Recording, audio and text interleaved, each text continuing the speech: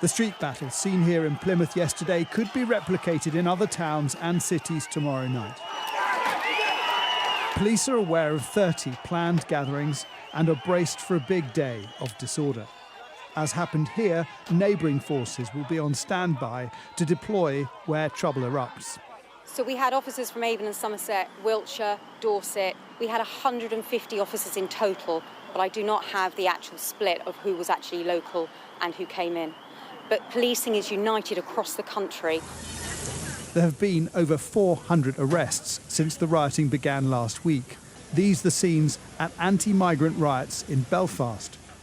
I have no doubt there is a paramilitary element to this, but I am not in a position to say that this is the main organiser or orchestrator of these events. However, we do keep an open mind to this, and this will be part of our investigative strategy.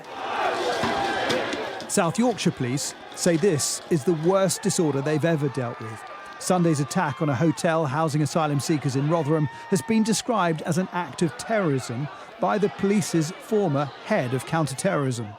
There are some offences which, in my view, very clearly have crossed the Rubicon into terrorist offences. Now, I know that my successors will be sitting down with prosecutors and discussing every offence in detail. It's very difficult to prove ideological intent when you're talking about terrorism. But I think it should be a warning to people who want to get involved in these offences that this is becoming a national security issue. The rioters didn't come to this hotel on the outskirts of Rotherham by accident. It was a targeted attack motivated by hatred. But if it is an act of terrorism, it still happened in the presence of police officers who were helpless to stop it. Police and the Mayor of South Yorkshire met with community leaders to reassure them that this can be contained.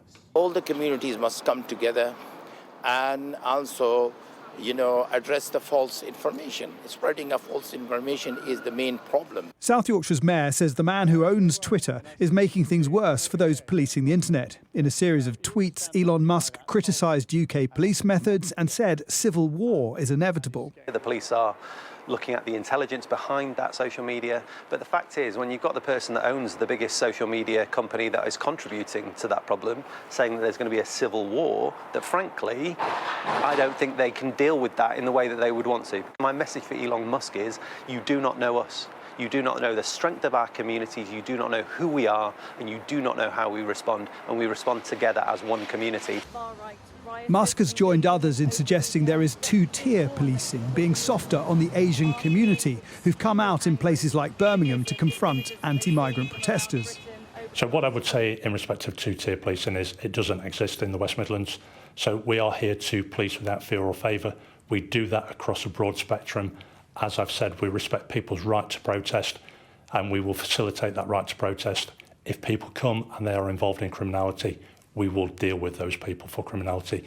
And across the country, an extra 2,200 riot-trained officers are being deployed to confront whatever comes next. Jason Farrell, Sky News.